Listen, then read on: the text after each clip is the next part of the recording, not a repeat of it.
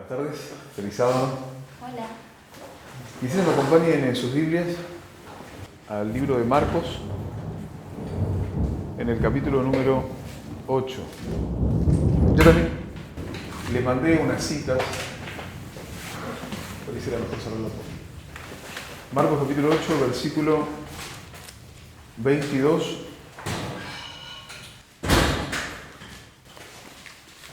¿8:22? Al 26. ¿Alguno quisiera leerlo? Sí. Vino luego a Betsaida y le trajeron un ciego y le rogaron que le tocase.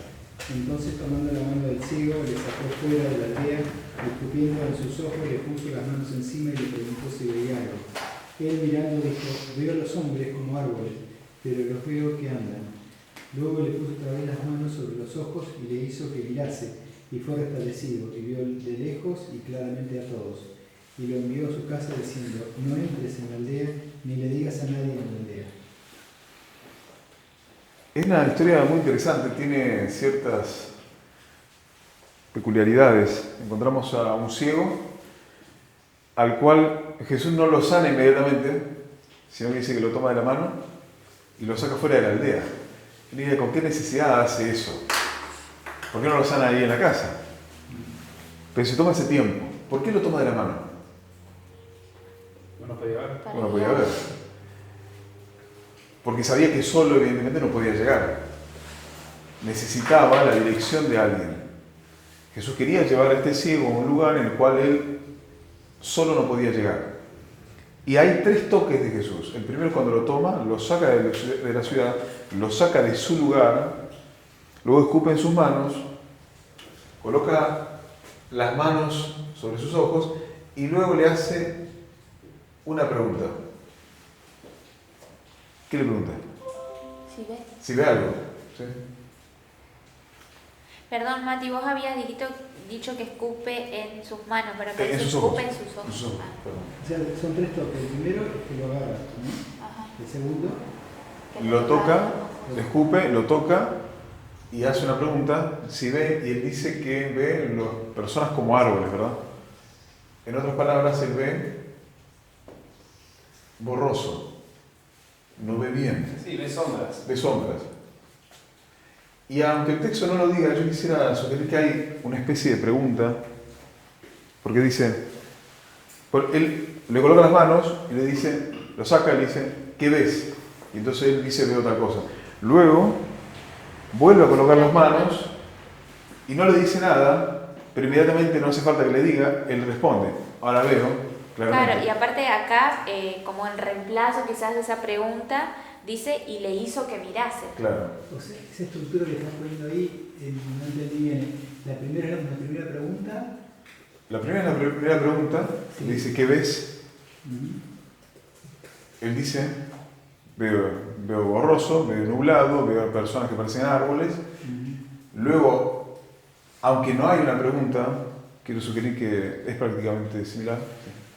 No me acuerdo, por eso pregunto. ¿Era ciego de nacimiento? No dice. Porque no creo que lo sea porque sabe diferenciar personas y sabe relacionarlas con árboles. Entonces, Posiblemente.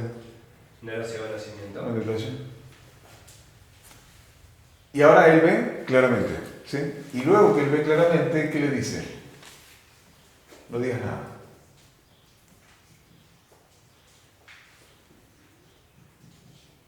¿Sí? Claro. Cuando él se voltea, no le digas a nadie.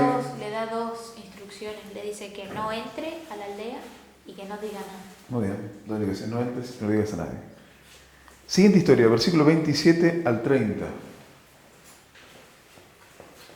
20 al 30. 27 Perdón, al ¿puedo 30. hacer una acotación antes? Sí. Es interesante que él en esta historia sana a un ciego y de lo que viene hablando antes es de la levadura de los fariseos. Muy bien. Y Jesús le dice a los fariseos que son ciegos. Muy bien. Bueno, Importante. leo 27 al 30. Sí. Dice: salieron Jesús y sus discípulos por las aldeas de Cesarea de Filipo. Y en el camino preguntó a sus discípulos diciéndoles: ¿quién dicen los hombres que soy yo?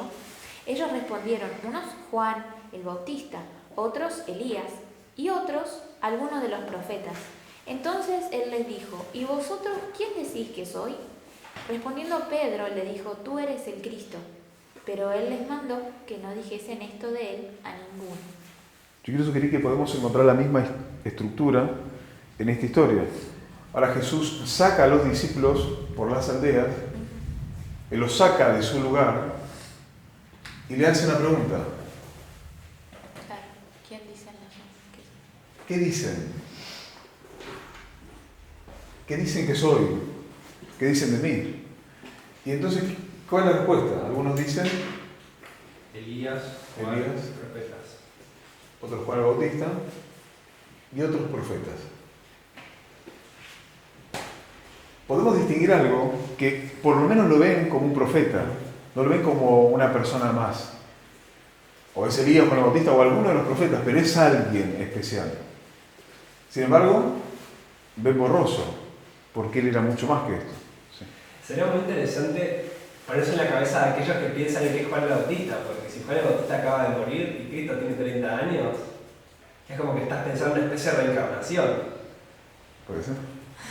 Porque saben que lo mataron, o sea. ¿Dice? Luego, él hace una pregunta, pero a los discípulos. ¿Y vosotros?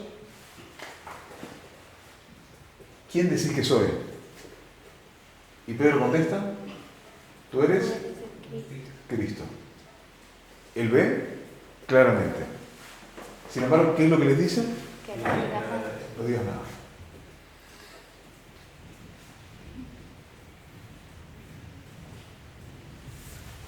Y la pregunta natural que surge es ¿por qué ellos debían hacer silencio? ¿Qué cosas no debían decirle a nadie? Y si vamos a algunas historias, hay otros casos en los que sucede lo mismo. Por ejemplo, Marcos capítulo 1.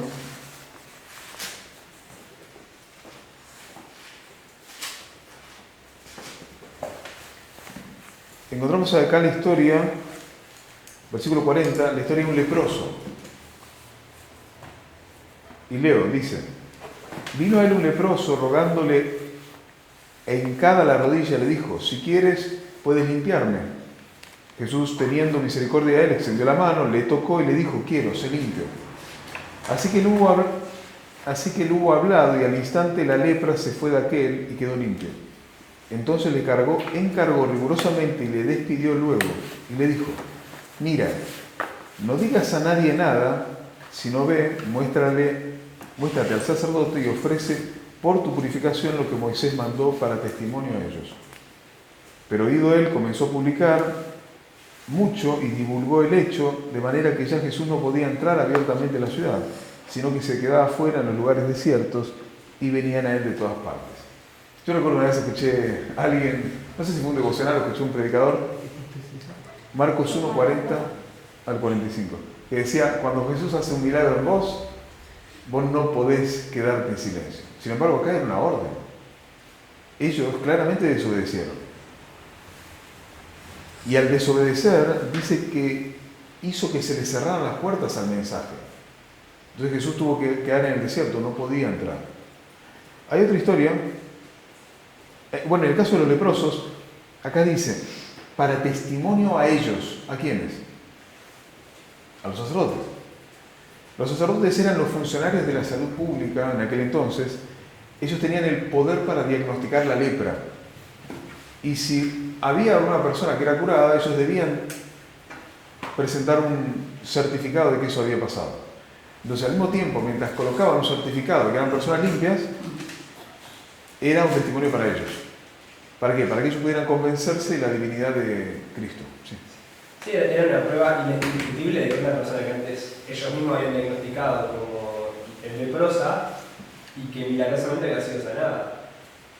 Entonces, era una cosa totalmente indiscutible acerca de la obra de Cristo. Lo mismo pasó con el primer milagro de Jesús, con el agua y el vino. O sea, él no mandó que no dijesen nada, pero sí mandó a que se lo dieran al maestresala. Y entonces él probó y él no sabía de dónde venía. Y dice que es el mejor vino de todo. Y quizás el que probó no tenía ni idea de dónde había venido, pero lo decían. O sea, lo probó el catador de vino.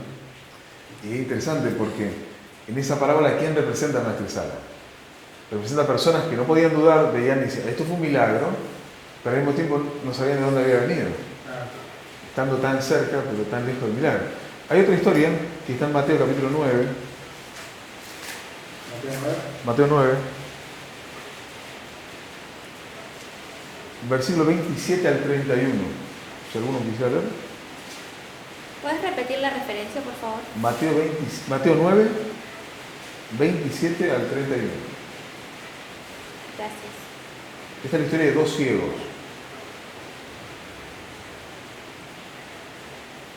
¿Sí?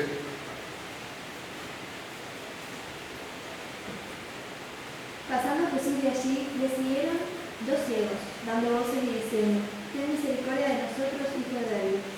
Y llegando a la casa, vinieron a él los ciegos, y Jesús les dijo: ¿Creéis que puedo hacer esto? Ellos dijeron: Sí, Señor. Entonces les tocó los ojos, diciendo: Conforme a vuestra fe, os sea hecho. Y los ojos de ellos fueron abiertos. Y Jesús les encargó rigurosamente, diciendo: Mirad que nadie lo sepa. Pero salidos ellos, divulgaron la fama de él por toda aquella tierra. Muy bien.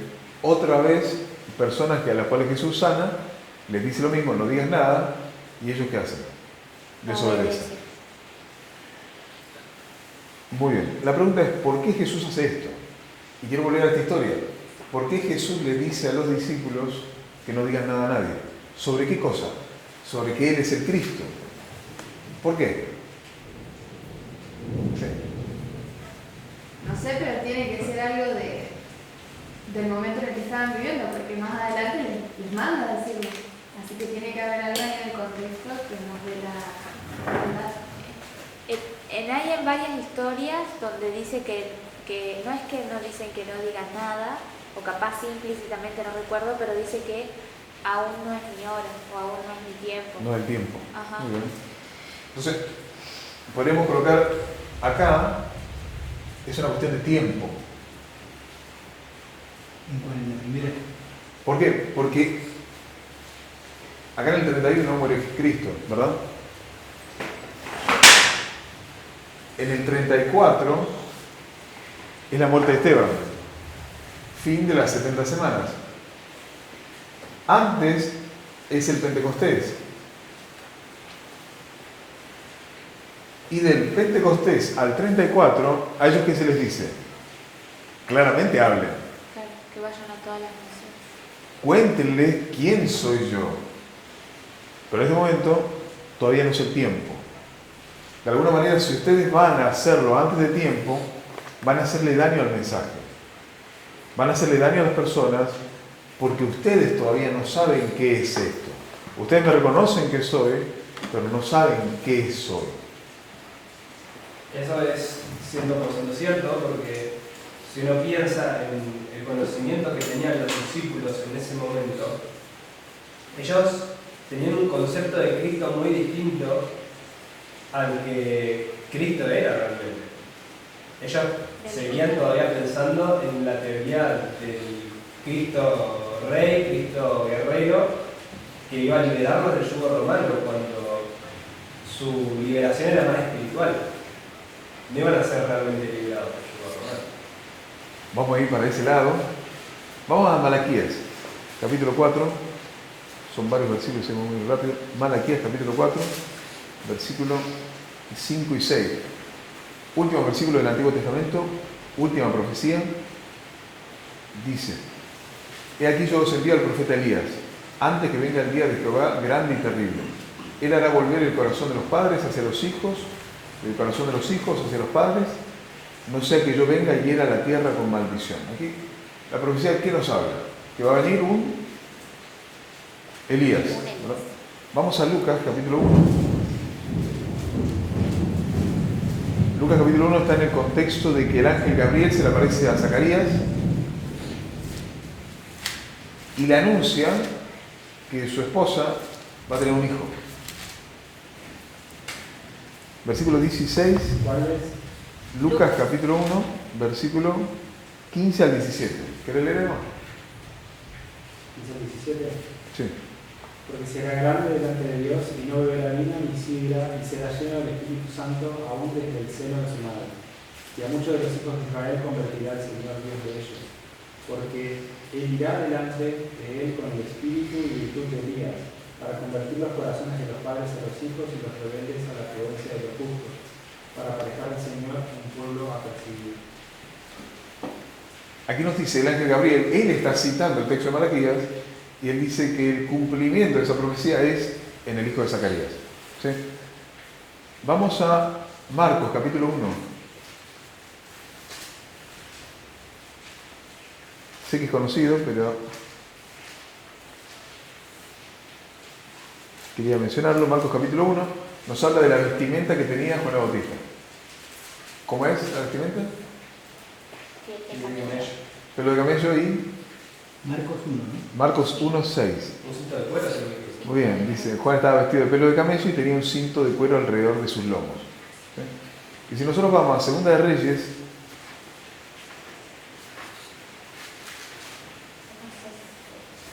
Segunda de Reyes capítulo 1,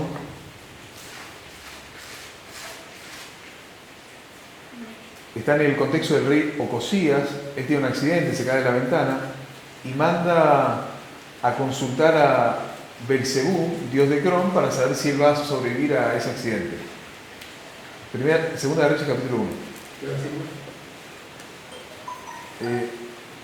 Versículos 3 y 4, cuando envía mensajeros a consultar al dios de Crom, va Elías y se encuentra con estos mensajeros y le dice, ¿no hay acaso Dios de Israel que va a consultar a Belcebú?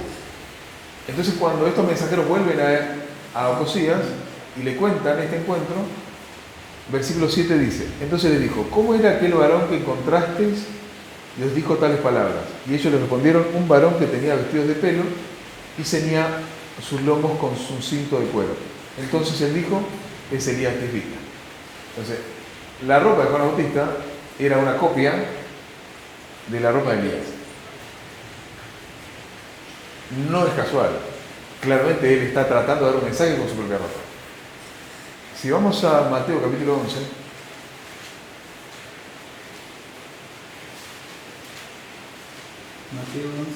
Mateo 11, versículo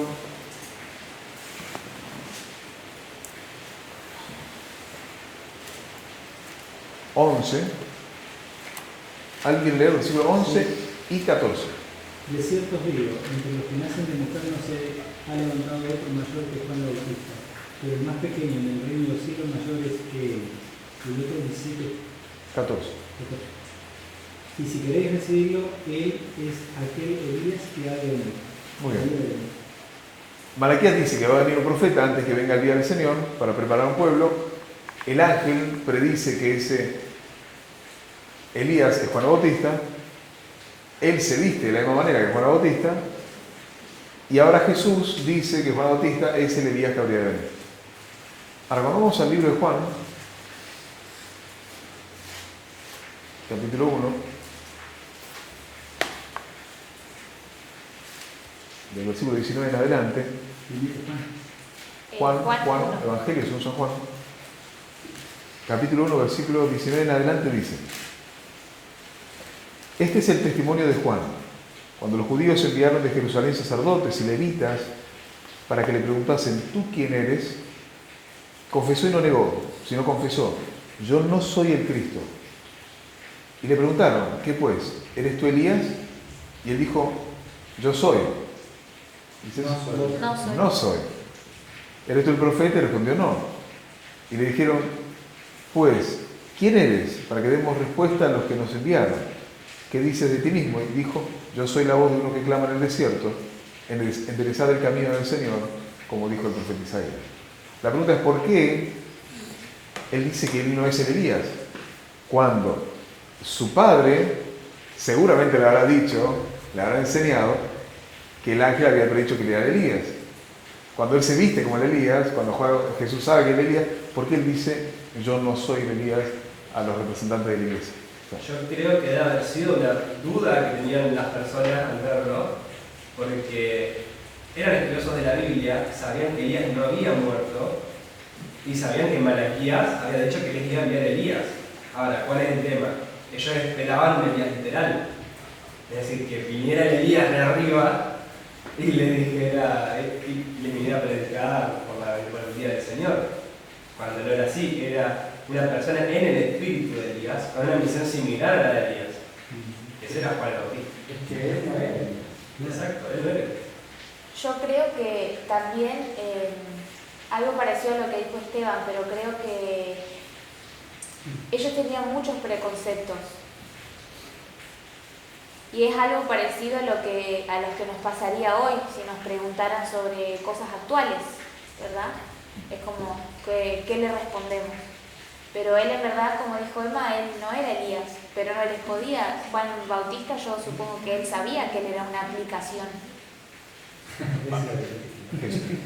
Que Elías era la interpretación y Juan el Bautista era la aplicación de Dios. Claro, yo creo que Era Juan el Bautista sabía que era una aplicación, pero si él se lo decía a las personas, a los dirigentes de la iglesia, no lo iban a entender. Yo creo que los estaba protegiendo, perdón. ¿No? ¿Iba a decir eso? Bueno, voy por el mismo camino. Creo que él habría sido mal comprendido si hubiera dicho, yo soy Elías, porque el concepto que tenían de Elías era diferente a lo que él era, aunque él era el cumplimiento. Y muchas de las cosas eran así. Ellos pensaban no en la misión de Elías, no en el objetivo o el ministerio de Elías. Ellos pensaban en Elías persona. Yo soy Elías, el tigrita, esa misma persona. Entonces, él necesitaba romper con ese preconcepto, es decir, yo vengo en el espíritu y la misión de Elías, pero no soy Elías. Entonces necesito este versículo que habla de mi misión. Exacto. Claro, y a nosotros por ahí a veces nos pasa lo mismo cuando la gente acá alrededor te dice, ustedes están poniendo fecha para la segunda venida. Y es como que nosotros en nuestra línea, incluso la de los sacerdotes, sabemos que Pan es la segunda venida, pero es una aplicación, o sea, no es la segunda venida. Entonces me imagino que a él le debe haber pasado cosas muy similares. Muy bien. Vamos a Mateo capítulo 11.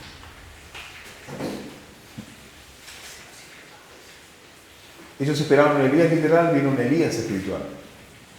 Ellos esperaban un reino literal, vino un reino espiritual. Ellos esperaban maná literal y vino maná espiritual.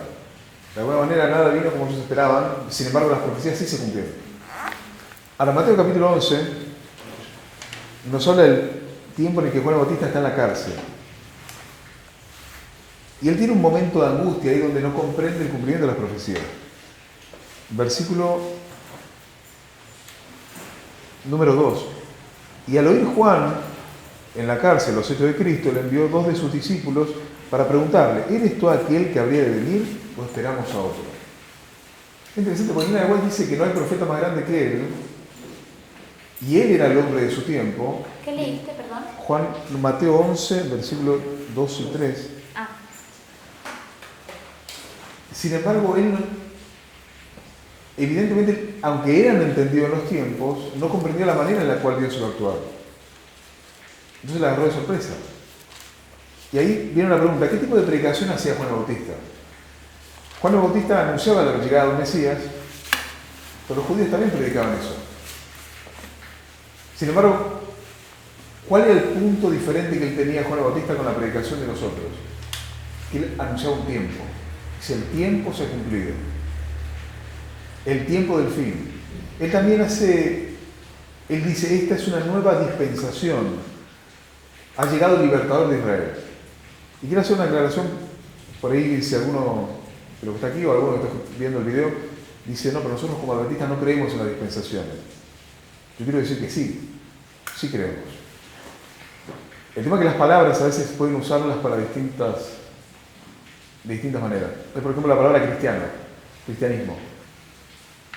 Si tú quieres saber qué tipo de cristiano soy yo, a pesar de que hay millones de cristianos en el mundo, tú quieres saber qué tipo de cristiano soy yo, me tenés que preguntar a mí y yo te voy a decir qué tipo de cristiano soy. Porque de los millones de cristianos que hay en el mundo, no me representan a mí, aunque usemos el mismo título. O es como la palabra integral. Cuando se habla de la salud integral, ¿qué quiere decir? Como iglesia, ¿qué hablamos de salud integral? Parte física, mental, espiritual. Física, mental, espiritual. Una vez yo usé el término holístico, y me dijeron, no use holístico porque lo usa mal de la nueva era. Sin embargo, es lo mismo. Claro, vos estás diciendo que O sea, como que cada persona le da una connotación diferente a las palabras. ¿Eso? ¿Algo así? Y puede usarse, porque uno diría, dentro de la palabra dispensación, dentro del evangelismo está la teología de la dispensación. Claro.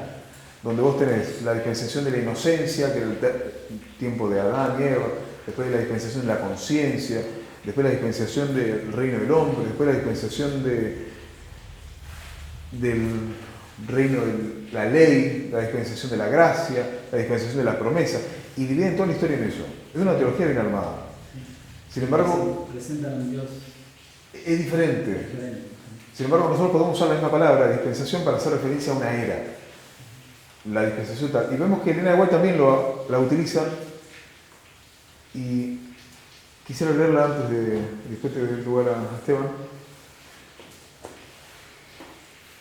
Que está, yo la compartí, la cita. Si alguno quisiera leerla, está en el Deseado a toda la gente, página 191, párrafo 3. ¿En qué grupito la compartiste? La compartí en el Ministerio Navel. Ah, ok. La primera parte. ¿Qué página dijiste? Deseado a toda la gente, página 191, párrafo 3. La parte que está en negrita nomás. Leo. Y el profeta, esa parte no. Unía. No, la parte, el comienzo también. Porque El profeta Juan era el eslabón que unía las dos dispensaciones. Como representante de Dios, se dedicaba a mostrar la relación de la ley y los profetas con la dispensación cristiana. Hace una pausa ahí. Perdón. No, está bien. Elena White usa esa palabra de dispensación, es común para ella también, y hace la mención de que Juan es un medio entre dos dispensaciones. Sí, está. No, lo que simplemente iba a decir es que no es un concepto que va solamente relacionado con una creencia de un grupo o de una religión o algo por el estilo. No, está en la Biblia. Si uno se fija, por ejemplo, en inglés, figura que Pablo lo utiliza 4 veces. Lo utiliza en Efesios 3.2, en 1 Corintios 9.17, en Colosenses 1.25 y una vez más en Efesios 1.10. Entonces, no es un término, no es una palabra únicamente utilizada para una teología, como decíamos antes.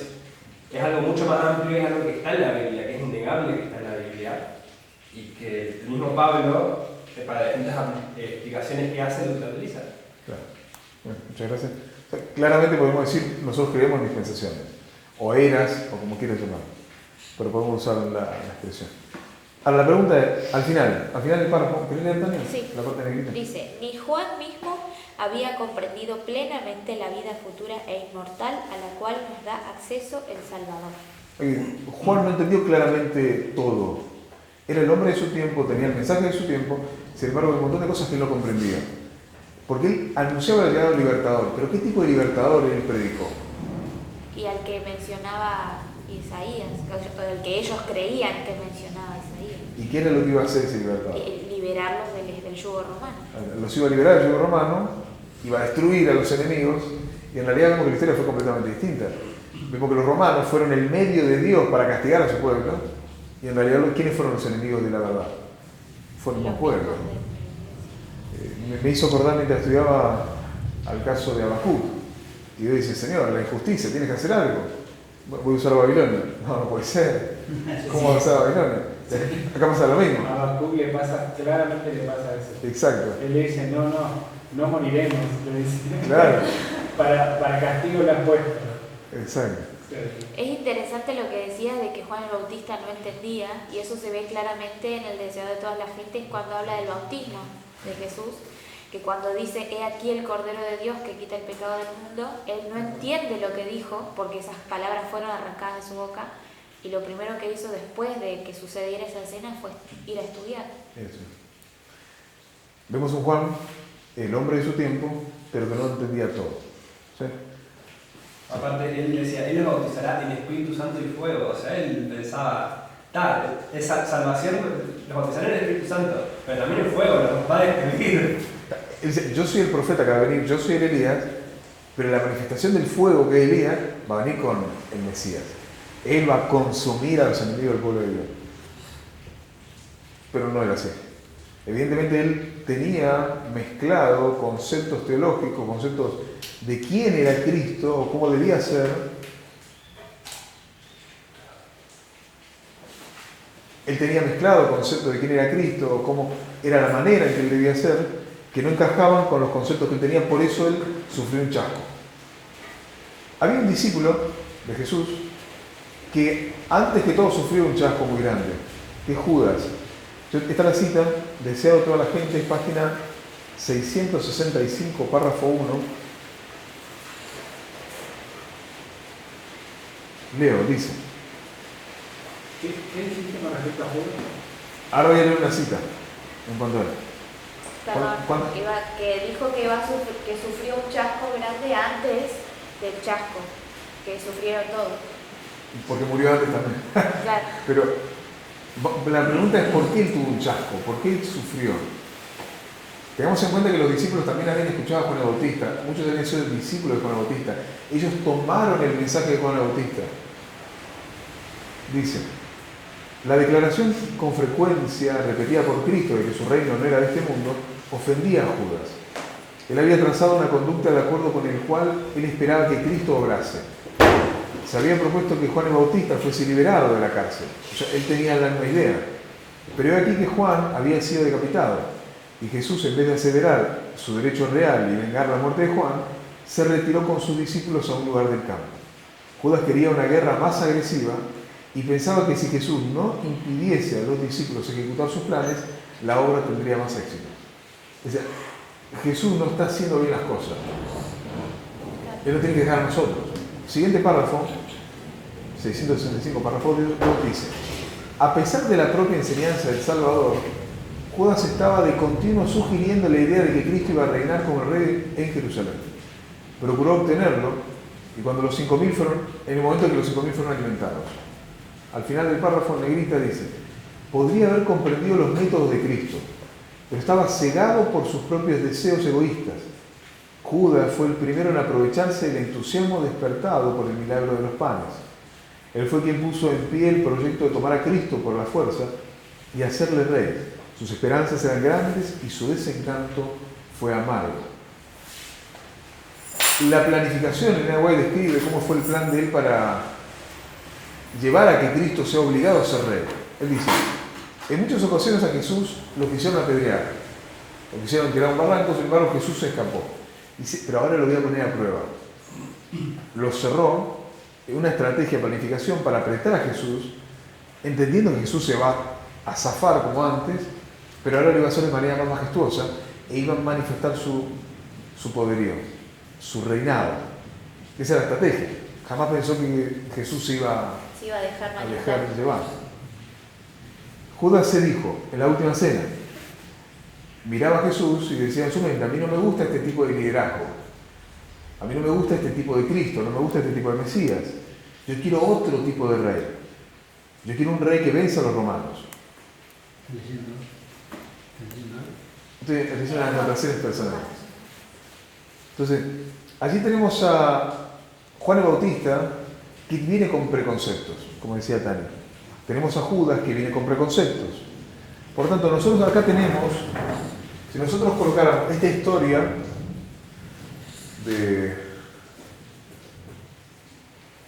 del ciego,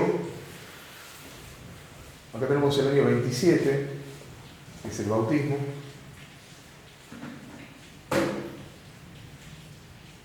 Y podríamos colocar esta historia por acá. En algún momento entre el bautismo y la cruz fue la historia del ciego. ¿Sí? Que Jesús le dice también a los discípulos, luego no digan nada. Es este periodo de la historia. Acá tenemos 40 días que Jesús está en el desierto. Y acá encontramos un cambio de liderazgo. Acá, este es el periodo de Juan el Bautista. Luego aparece el periodo de Jesús. Y luego en este periodo encontramos el periodo de los discípulos. ¿Sí? Ahora, Cristo le quiere llevar el mensaje al mundo. Después del año 34, que es la muerte de Esteban, vamos a ver que hay una puerta que se cierra acá. Acá se comienza a aplicarle al mundo y acá aparece la historia de Cornelio. ¿Recuerdan a Cornelio? Sí. estaba Pedro y tiene una visión, que ve una cortina, animales, inmundos, reptiles, y la voz de Dios le dice, mata y come. Y él dice, no, Señor, no, nunca he comido nada inmundo. Y dice, no llames inmundo a lo que yo he limpiado. Al instante, golpean la puerta y vienen unos siervos y lo vienen a buscar, de parte de Cornelio. Y cuando él está acá, hay un descenso del Espíritu Santo. Acá también hay un descenso del Espíritu Santo en el Pentecostés. Y podríamos decir que el tiempo de Cristo acá es también una lluvia tardía. Jesús es una lluvia tardía, su ministerio es una lluvia. Él abre la Escritura como nadie. Y luego en este periodo los discípulos vuelven a abrir la Escritura y luego acá, pero al mundo. Ahora, Cristo quería llegar al mundo, pero ¿qué era lo que no tenía? No tenía gente. No tenía gente preparada para dar este mensaje. Entonces, ¿qué hace Jesús? Jesús toma de la mano, así como al ciego, elige a 12, que los toma y los saca de la aldea, los quiere sacar de sus preconceptos para que puedan entender qué es ser Cristo. Para comprender eso, comprendiendo esto, puede llegar a ser una bendición para los demás. Yo no estoy de acuerdo con que sea que no tenían gente. Sí tenía gente, podía conseguirla, era muy fácil para él. Lo que no tenía era que la gente no comprendía realmente el mensaje de Cristo. No entendía la misión. Entonces, vos no podés llevar un mensaje al mundo si los mensajeros no tienen claro el mensaje todavía. Ahora, ¿cómo hace Jesús para que esto pueda ser posible? Y primero tiene que quitar el preconcepto de sus mensajeros. Todo un proceso, ¿verdad? Exacto. Y si vamos a la historia más para acá, ¿cuándo comenzaría el tiempo del fin para esta generación? -4. En el -4. ¿Qué pasó acá? Nacimiento. Jesús. Coronemos primero el anuncio del nacimiento de Juan Bautista. ¿Dónde estaba Zacarías cuando se le aparece En el templo. el ángel? Le aparece en el templo.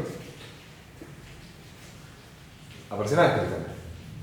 Luego aparecen los pastores, que también hay una aparición angelical. Me llama la atención que mucho de esto hay manifestación angelical. El Nahue dice que los pastores van a los sacerdotes. Luego aparecen los magos, con su coronita. Dice que son 3 porque habían 3 regalos. ¿Sí? Ellos siguen la estrella se posa en el templo, y cuando llegan al templo y ven la estrella, de repente desaparece la estrella. Entonces van, preguntan a Herodes, a los sacerdotes, todo Judea es sacudida por este encuentro, y luego cuando le dicen que vaya a Belén, ellos salen y nuevamente vuelven a ver la estrella. ¿Sí? ¿Qué tienen en común? Ellos también van al templo. Después acá aparece, que alguien lo mencionó, Simeón, ¿verdad? Y Ana. Cuando el sacerdote tiene a este bebé, a Jesús, en sus brazos, a los 8 días para presentarlo, ni cuenta se dio. Es increíble cómo Elena de White describe ese momento. Dice que ese sacerdote alzó a Jesús como a un niño más y que no se dio cuenta que en sus brazos tenía a su propio Redentor. Impresionante. Es más, lo miró así como con desprecio. ¿Por qué? Porque era gente pobre. Era una familia. Vino a ofrendar unas palomas. Era lo más pobre que había. Entonces aparece Simeón, inspirado por Dios, preparado para esa hora, y él realmente presenta ante Dios. Luego aparece Ana, que profetiza. Todo esto ocurre ¿dónde? En el templo. ¿Sí? La pregunta es ¿por qué todos estos primeros acontecimientos suceden en el templo? Emma. Porque Dios quería llamar primeramente a su pueblo. Muy bien. Sí. Bueno, yo tengo una pregunta porque tenía entendido que ellos no habían ido, los reyes no habían ido al templo, sino que al palacio de Herodes. Claro, fueron a Herodes. ¿Querés decir algo más? No, eso mi pregunta pregunta porque lo que yo tenía entendido es que en ningún momento fueron al templo, pero no sé. O sea, lo que dice es que la estrella, siguieron la estrella y se encontraron con la estrella que está sobre el templo. Entonces ellos evidentemente dijeron, tenemos que ir a averiguar. Pero cuando ahí llegan, desaparecen. Y van a lo de Herodes. Sí, ¿Lo dice la cita? sí, sí. Eso es lo que yo estaba buscando. Llegan a Herodes y ahí están los sacerdotes a los cuales manda a llamar. Por eso, aunque no dice que está en el templo, sí están los sacerdotes. Entonces, de alguna manera, todo esto está relacionado con la gente que trabaja ahí. Porque son los sacerdotes los que dicen que está en Belén. O sea, lo que Mati, claro, lo que quiere decir Mati es que, o sea, obligó a los líderes de la iglesia de ese momento a buscar en la escritura y a tener la oportunidad de poder saber qué era lo que estaba pasando. Porque Dios tranquilamente los podría haber llevado directamente hasta allá, y es como que hizo una escala en Jerusalén para que después vayan a Belén. Entonces ellos tuvieron la posibilidad de decir, no tienen excusa, o sea, tuvieron a Simeón profetizando, Ana profetizando, Zacarías, Elizabeth, o sea, todas cosas que estaban pasando que la gente se enteraba. Tal profeta tuvo una visión con un ángel, quedó mudo, después habló, ¿quién es ese chico? ¿Quién es ese nene? Juan. ¿Por qué se llama Juan si nadie se llamaba Juan en su familia? Cosas así que iban pasando, los pastores que habían, me imagino, habrán desparramado por todos lados el encuentro que tuvieron con los ángeles en la colina mientras pastoreaban. Un montón de cosas. O sea, nosotros por ahí no nos damos cuenta de eso, pero realmente Dios inundó de información y de eventos externos y de muchas cosas para que ellos se dieran cuenta de que algo estaba pasando. Algo estaba pasando, sí. Todo para que su pueblo se enterase. Siempre cuando hay situaciones proféticas, levantan profetas para anunciar, pero llegado el momento, Dios lo anuncia, ¿no? Y lo estaba haciendo de muchas maneras justamente para que ese tiempo no pasara desapercibido. Sí. ¿Tenés la cita? Sí, me da la cita. DTG 42.2. Galilea. Cuando llegaron a la tierra de Israel, mientras bajaban del monte de las Olivas, teniendo a Jerusalén a la vista, he aquí que la estrella que los había guiado durante todo el camino se detuvo sobre el templo y después de un momento desapareció de su vista. Con avidez aceleraron el paso, esperando con toda confianza que el nacimiento del Mesías sería el motivo de toda conversación. Pero preguntaron en vano al respecto. Entrando en la ciudad santa, se dirigieron hacia el templo. Para su gran asombro, no encontraron allí nadie que pareciese saber nada del recién nacido rey. Sus preguntas no provocaban expresiones de gozo, sino más bien de sorpresa y temor y hasta de desprecio. ¿Puedo decir una cosa? Sí. Estaba pensando, muchas veces nosotros hablamos de que los cumplimientos que se están dando ahora, los eventos que se están produciendo ahora, son eventos que tendrían que recontra sacudirnos, pero que nos toman totalmente diferentes porque nos sorprendemos un día o dos y ya estamos viviendo con la costumbre de ese evento que está sucediendo. Yo creo que ahí es muy similar, porque vos tenés, no cualquier sacerdote, un sacerdote de 80 años, se le aparece el ángel Gabriel y dice, vas a tener un hijo con tu esposa, que ya era estéril, que ya también estaba en sus últimos años de vida. Entonces, no es a cualquier persona, es a un sacerdote que está justo oficiando en el templo, habiendo más de 10.000 descendientes de Aarón en ese momento, pero justo a uno que es anciano, muy anciano, y justo que está sirviendo en el templo, es decir, se le aparece en el templo. Entonces, no es algo no divulgable, es sumamente divulgable. No solo eso. No escuché bien, dice que tiene 80 años. Bueno, no estoy diciendo, no me acuerdo las Yo no creo que tenga 80 porque el sacerdote era hasta los 50 años. Bueno, pero era anciano. Pero era anciano. Yo no recuerdo ahora mismo la edad, sinceramente, pero era anciano, y eso 100% seguro, porque él mismo es como que habla de que él ya es anciano y de que Isabel también. Y que no, eso también nos muestra de que sea, si nosotros podemos ver ahí que Dios se preocupó por su iglesia, o sea, lo mismo ahora, o sea, Dios no salta el liderazgo.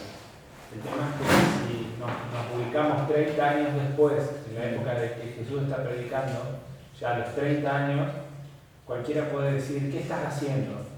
Sí, vos tenés que obedecer a la iglesia, sí, pero ya pasaron 30 años de la advertencia que tuvieron. ¿Sí? O sea, Jesús, Dios ya rechazó el liderazgo hace 30 años atrás. Entonces, para ahí eso es algo que nos tiene que llamar un poco la atención a nosotros hoy. Perdón, Lucas 1:7 dice, pero no tenían hijo porque Elizabeth era estéril y ambos eran ya de edad avanzada. Entonces, si uno piensa, por ejemplo, en qué otros personajes similares tenés con una historia muy similar, no te puede no saltar a Abraham a la cabeza. Y Abraham también era como un 80 años cuando se le anuncia que iba a tener un hijo. Sí, pero en la época de Abraham vivían Mucho más. 170 años. Entonces tenemos acá un montón de eventos que son dirigidos a la iglesia, dirigidos al sacerdocio. Acá tenemos un periodo de oscuridad, entonces hay un aumento de luz. ¿Por qué Dios va a ellos? Porque el juicio comienza ¿por dónde? Por la casa de Dios. Porque la persona que tiene más luz va a ser juzgada antes. Por eso cuando llega a este periodo de la historia, a Caifás, cuando Caifás rasga sus vestiduras, el Nahuatl describe que, y yo tengo que mostrar la cita ahí,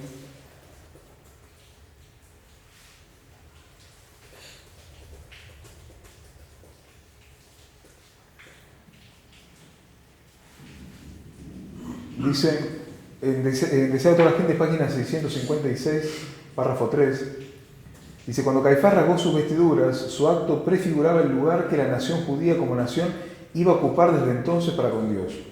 El pueblo que había sido una vez favorecido por Dios se estaba separando de él y rápidamente estaba pasando a ser desconocido por Jehová.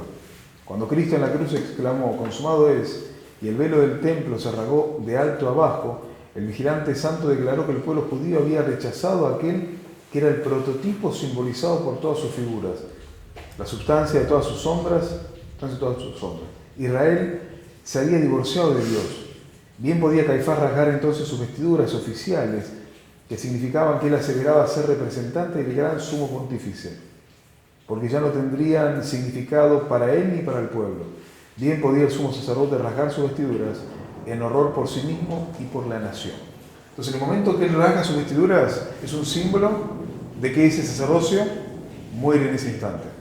Y cuando Jesús dijo consumado es, ellos como liderazgo dejaron de ser pueblo de liderazgo de Dios y ahora los representantes más directos, los únicos preparados para dar el mensaje, son los discípulos. ¿Sí?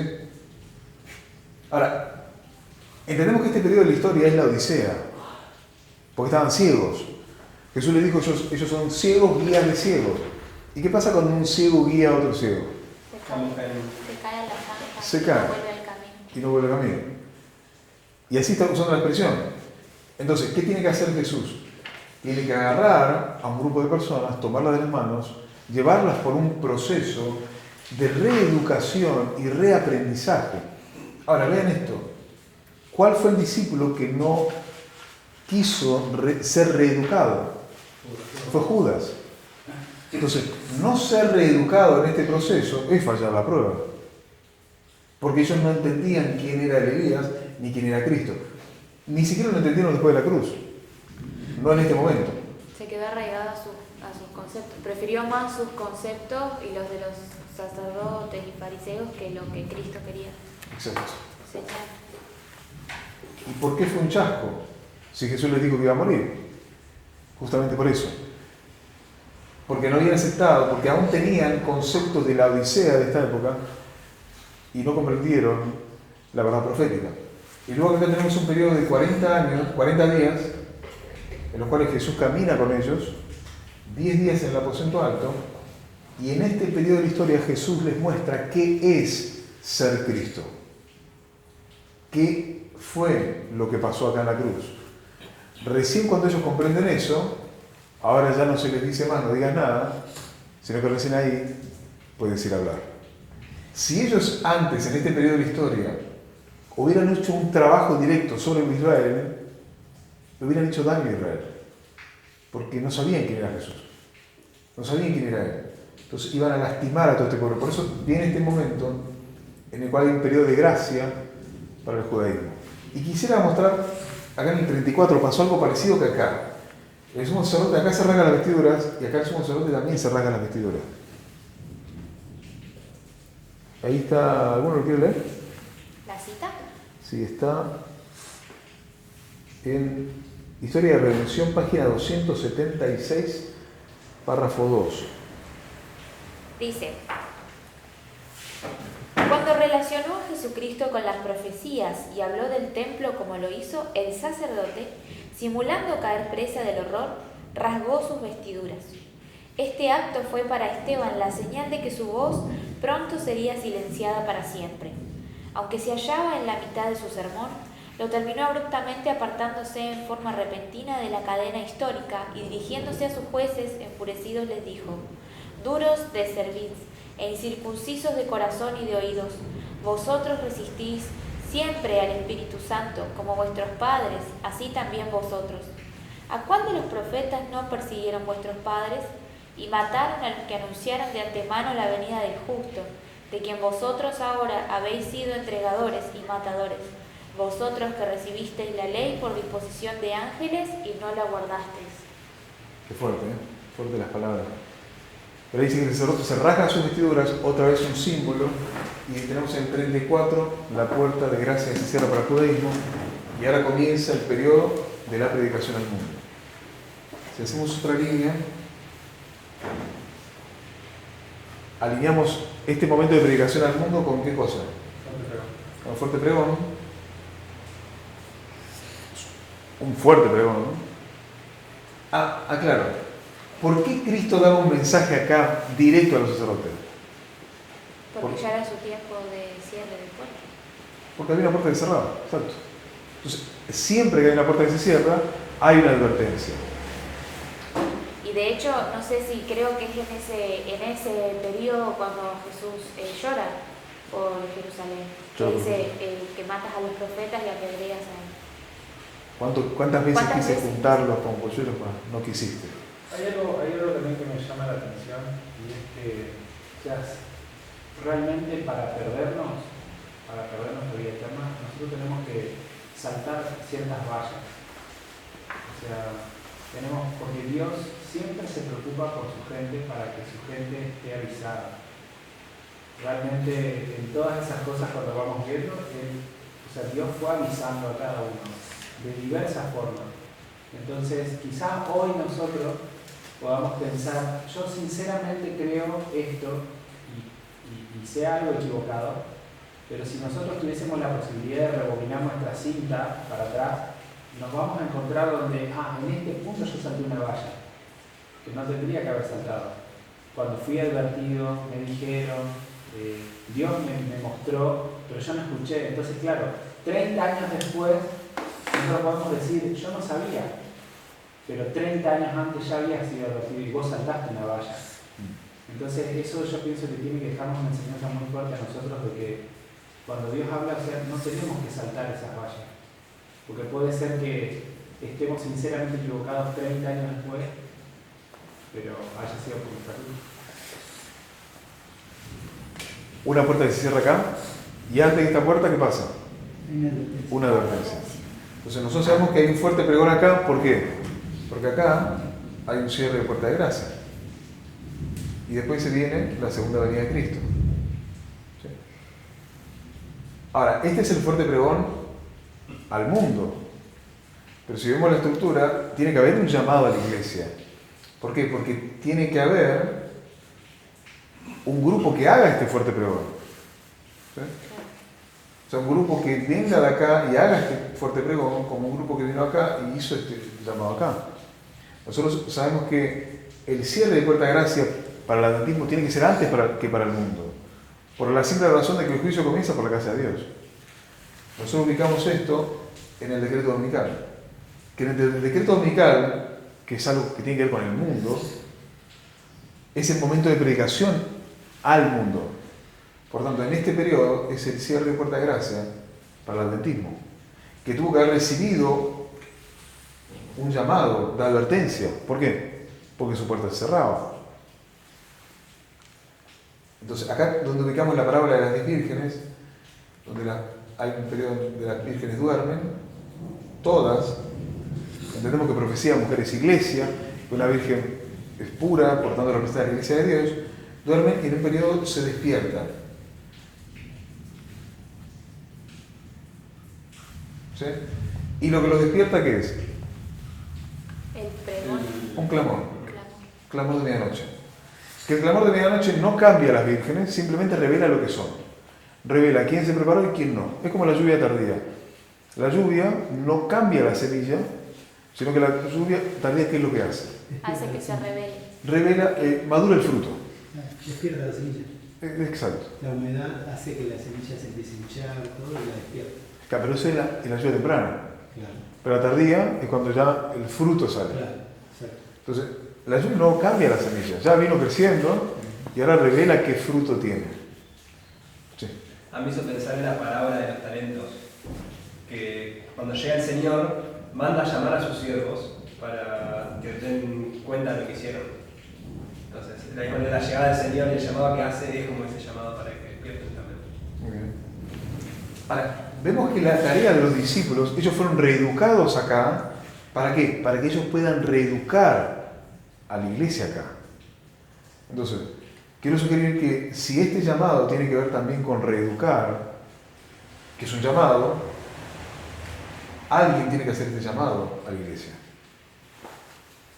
Y la profecía dice, antes de que venga el día grande y terrible del Señor, va a venir Elías. Elías. Entendemos que Elías en un tiempo fue un profeta, porque Israel estaba en un solo lugar. Hoy Israel, la iglesia adventista, está en todo el mundo, por lo tanto Dios tiene que llamar a un movimiento profético, un mensaje profético, que tiene que dar en algún momento, tiene que dar un mensaje a la iglesia. Porque la iglesia tiene que ser advertida porque su puerta se cierra, así como el mundo tiene que ser advertido porque su puerta se cierra. ¿Sí? Y esta sería la lluvia para la iglesia. Quisiera hacer una mención. Elena de White escribe en Palabra de Vida del Gran Maestro, Discurso Maestro de Jesucristo y el deseado de todas las gentes, que el estado de la Odisea describe a la iglesia en los tiempos de la primera venida. Sin embargo, cuando vemos a los sacerdotes, no encontramos que ellos fueran aparentemente inmorales a la vista, aunque posiblemente lo sean, pero no se caracterizaban por eso. La gente no lo veía y decía, mirá cómo se viste como... No. Se vestían como pulcros, como intachables, como sin defecto. Entendemos que el estado de la Odisea es un estado de mundanalidad. ¿Recuerdan la primera visión de Elena de White? Sí. Sí. Está el mundo. Y Elena de White dice que no ve al pueblo adventista, sino que ve un camino donde ellos están caminando. El ángel le dice que mire un poco más arriba. El ángel le dice que mire. Acá, ¿quién está? Cristo. Jesús. Está Jesús. Y acá está la Nueva Jerusalén. ¿Y qué había acá atrás? La luz El clamor de medianoche. Una luz que ilumina todo el camino hasta la Nueva Jerusalén, que es la luz del clamor de medianoche. Dice que aquellos que pierden la luz del clamor de medianoche, se cae. dice, sus pies quedan en oscuridad, pierden de vista a Jesús, y acá caen al mundo oscuro y tenebroso. Entonces, acá podríamos tener un concepto: iglesia, mundo. ¿Sí? Quien está en la iglesia se salva, quien está en el mundo se pierde. Ahora, ¿cuál es el concepto de mundanalidad? Y quiero terminar con esta idea. Unirse al mundo no significa dejar de ir a la iglesia. Unirse a la iglesia Significa separarse del mundo. no quiere decir separarse del mundo. Para eso hay que entender qué es lo que el mundo significa en este caso. No es una cuestión geográfica, no es dejar la iglesia como la mayoría de las personas piensan, esta persona está en el mundo porque dejó de ir a la iglesia, porque vos podés estar en la iglesia y estar absolutamente en el mundo.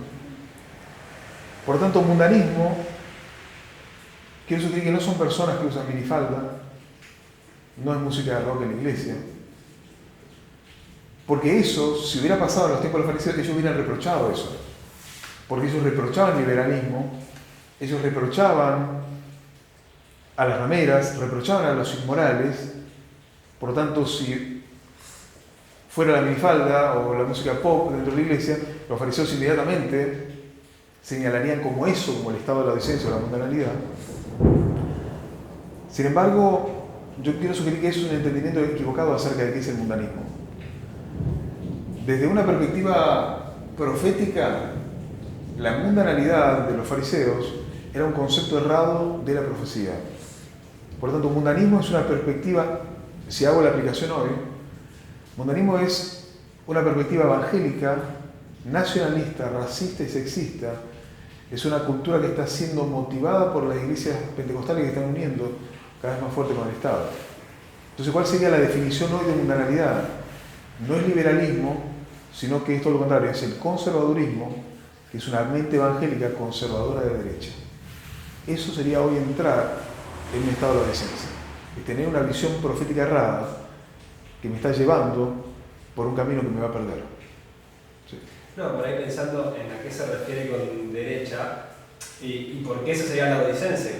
Y uno lo que puede relacionarlo es por el sentido de hacer tesoros en la tierra y no en el cielo, o por el tema de la codicia, que si uno revisa ve que en muchas circunstancias en el tiempo de Cristo era el problema, y Cristo mismo dice no podés servir a Dios y a la riqueza, es decir, señala que ese es un problema en esa época. Y Elena de White también señala que los fariseos perseguían la gloria temporal y el reconocimiento de su época, y lo mismo muchas personas de su tiempo. Exacto. El pueblo de Israel dejó de ser pueblo de Dios no porque fueran inmorales, no por cómo se vestían, no por cómo hablaban, sino por su visión profética. Porque ellos no reconocieron ni el tiempo ni la manera como Dios actuaba. Y de la misma manera, en nuestro tiempo sucede lo mismo. Caer del camino del sendero adventista es perder el foco profético del adventismo. Sí. Y una cosa que vos mismo estabas diciendo ahí, todas las personas, y eso nos simboliza a nosotros, todas las personas eran ciegas. ¿Sí? Los discípulos también eran ciegos, no veían, pero se dejaron tomar de la mano y se dejaron sacar. Ellos decían, Señor, enséñanos la parábola. Entonces Jesús les enseñaba.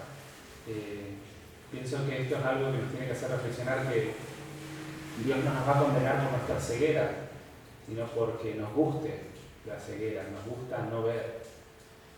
Porque Él creo que a todos nosotros siempre nos ha tomado de la mano y nos ha intentado sacar de nuestra ceguera. El tema es que si no nos dejamos tomar de la mano, sacar de donde estamos, si no dejamos que Él con sus pasos nos haga ir viendo de a poco, nunca vamos a ver. Hablando de ceguera, se me vino una historia a la cabeza, que es la de Eliseo cuando está con su siervo y ve que rodean la ciudad en la que se encontraban con un ejército de los sirios, si no me equivoco. Y él le dice que está ciego, que no está viendo. Entonces ahí, pero la persona veía, o sea, terrenalmente veía. Y Eliseo ora para que él pueda ver, y se le abren los ojos para ver el ejército del cielo que tenían de su lado. Entonces, sí, que le dice, no los temáis porque son más los que están con nosotros que los que están con ellos. Exacto. Ahora, creo que no sé si va a ser la misma historia, sinceramente. Sí, ¿no? Eso sí. Bueno, entonces ahí lo que me hace pensar a mí es que no es ciego, perdón, es ciego el que solamente ve terrenalmente, y el no ser ciego es el poder ver la mano de Dios atrás de todo esto, de lo que va pasando, ver cuál es el plan de Dios detrás. Eso es el tener los ojos abiertos espiritualmente, porque el siervo de Eliseo no podía ver la mano de Dios atrás de lo que estaba pasando, pero Eliseo sí lo veía. Entonces Eliseo podía ver, él no podía ver. Terrenalmente veían los dos, pero espiritualmente, con los ojos en el cielo, digamos, con los ojos en Dios, el que veía era Eliseo. Entonces, Generalmente pensamos que los profetas estaban constantemente viendo cosas y ángeles, pero quizás en algunos momentos sí, obviamente, porque la Biblia lo cuenta, pero no era continuamente que veían al ángel que estaba al lado, pero es que ellos tenían tal relación con Dios, que tenían una fe tan fuerte. Lo veían. Claro, que no hacía falta que lo vieran visual. Con los ojos de la fe. Claro, con los ojos de la fe. Entonces eso nos llama a nosotros para que podamos ser. ¿Qué es lo que intentó igual hacer ver a los discípulos en el camino a Maús? ¿No? Intentó que los discípulos, si él habría aparecido, habría calmado su espiritualidad, pero no querían que lo vieran con los ojos. Quería que lo vieran con los ojos de la fe. Por eso le mostró lo profético. ¿no? Para que su fe fuera una fe inteligente, una fe basada en la evidencia que da la palabra. Se fortalezca. Sí, y otra cosa interesante también es que el ser sanado, el volver a ver, lleva todo un proceso en el cual la persona tiene que querer ser sanada. Eso es algo también que me llama la atención y que es algo que nos tiene que dar una aplicación a nosotros mismos. Quererlo. Yo creo, pensando en con lo que empezaste, que en la primera vos tenés una devolución de la visión en sentido físico, en sentido literal. Pero en la segunda uno tiene una apertura de la visión en sentido espiritual. Entonces, ahí Cristo le estaba devolviendo la visión a ellos, pero en otro sentido. Claro, el primer mensajero veía borroso, el segundo mensajero veía claro. Y en nuestra historia pasa lo mismo, con Jeff y con Parminder. Ok, esto es para un sábado. ¿Eh? Así que tenemos una visión espiritual, que Dios nos abra nuestros ojos, que Dios quiere llevarnos en este proceso, en este camino, tomarnos de la mano, que es un camino personal, que es un camino individual, pero al mismo tiempo Dios está llevando a toda una generación de la mano, porque a todos en un momento hay un llamado. Bueno, que Dios nos permita, que nosotros tomemos la decisión de querer ver, como decía Emma, así como el ciego, yo quiero ver, permitir que Él nos tome, que Él nos lleve al lugar donde nosotros solo no podemos llegar, pero con su mano sí podemos llegar, y que Él haga lo que tenga que hacer para que nuestros ojos puedan ver la realidad, porque esto es de vida o muerte. Si no lo vemos, vamos a tomar un camino errado, como el de acá. Perdemos de vista el clamor de medianoche y nos caemos al mundo oscuro y tenebroso. ¿Sí? ¿Paramos?